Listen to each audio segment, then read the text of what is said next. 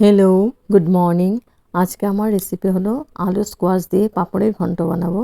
তার জন্য স্কোয়াশগুলোকে আমি ধুয়ে পরিষ্কার করে নিয়েছি। এখন আমি স্কোয়াশটাকে আমি ছুলে ছোট ছোট পিস করে নেব।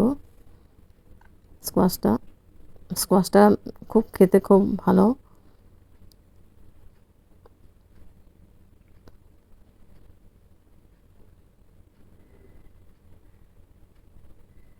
তিনটে মতো স্কোয়াশ নিয়েছে। এখানে আমি আলু ইউজ করব না, আলু দেব না। এখন আমি স্কোয়াশটাকে ছুলে আমি ছোট ছোট পিস করে কেটে নিয়েছি।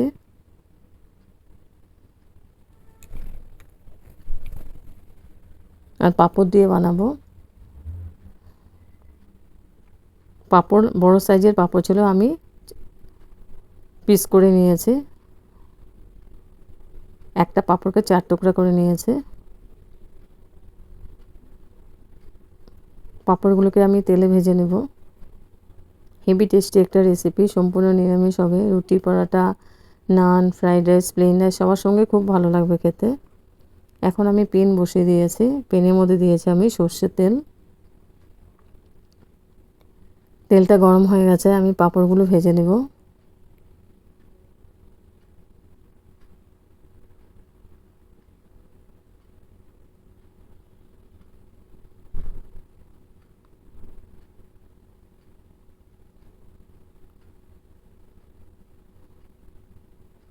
তো পাঁপড়গুলো ভাজা হয়ে গেছে।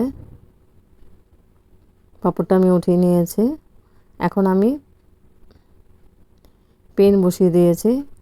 ওই পাঁপড় ভাজা তেলের মধ্যে আমি রান্নাটা করে নেব। এখন ফোড়ন দিয়েছি আমি সাদা জিরে,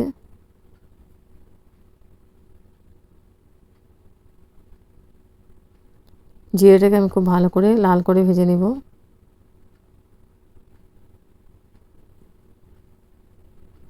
তারপর ফোড়নের মধ্যে দেব আমি হিং।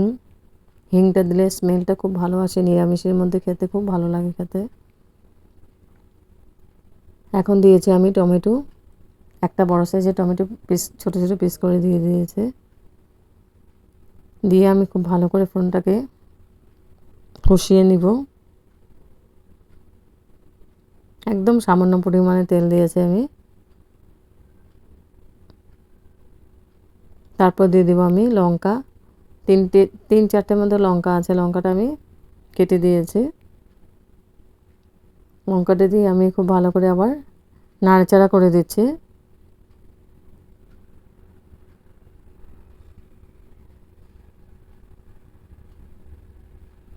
তারপর দিয়ে দেবো পরিমাণ মতো নুন, হলদি পাউডার, কাশ্মীরি চিলি পাউডার,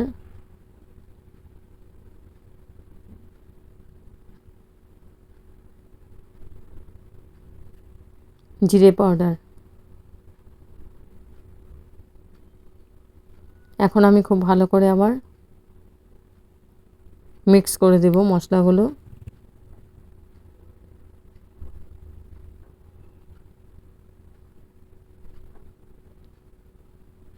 খুব ভালো করে মশলাটা কষিয়ে নিয়েছি। এখন আমি দিয়ে দেব স্কোয়াশগুলো। স্কোয়াশটা দিয়ে আমি মশলার সাথে ভালো করে মিক্স করে দেব।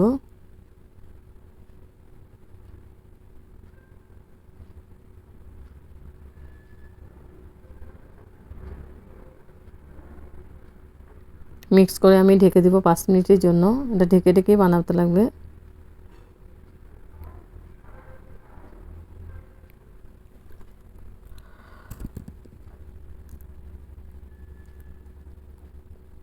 ঢেকে দিয়েছি 5 মিনিটের জন্য।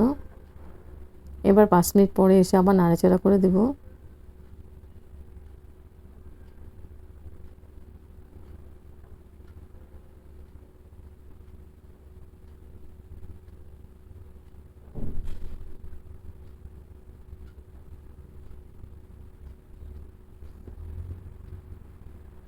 তারপর আমি দিয়ে দেব গ্রেভির জন্য জল দিয়ে দিলাম। স্কোয়াশটা খুব ভালো করে আমি কষিয়ে নিয়েছি 2-3বার মতো ঢেকে ঢেকে। তারপর আমি গ্রেভির জন্য জল দিয়েছে।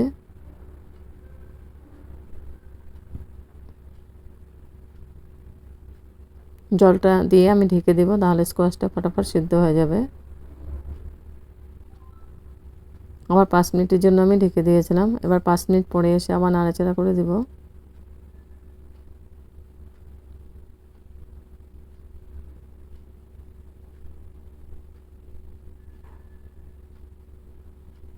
সিদ্ধ হয়ে গেছে স্কোয়াশটা, 80%-এর মতো সিদ্ধ হয়ে গেছে, আর একটু সিদ্ধ হবে। এখন আমি দিয়ে দেব ধনেপাতা,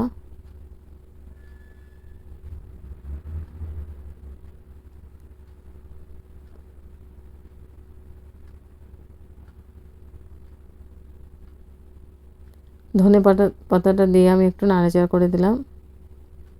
তারপর আমি ঢেকে দেব আবার 5 মিনিটের জন্য। এবার 5 মিনিট পরে এসে পাঁপড়গুলো দিয়ে দেব।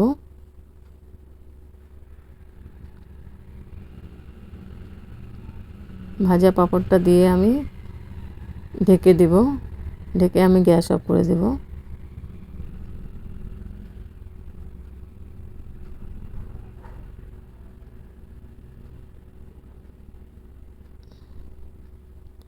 গ্যাস অফ করে দিয়েছি।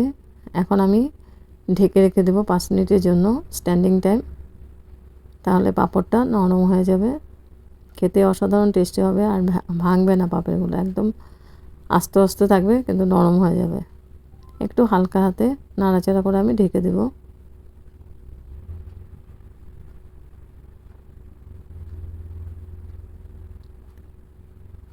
হেভি টেস্টি একটা নিরামিষ রেসিপি। নিরামিষের দিনে এই ধরনের রেসিপি খেতে খুব ভালো লাগে। তো আমার হয়ে গেছে, স্ট্যান্ডিং টাইম 5 মিনিটের জন্য ঢেকে রেখেছিলাম। তারপর সার্ভ করব গরম গরম আলু স্কোয়াশ দিয়ে পাঁপড়ের ঘন্ট। Heavy tasty.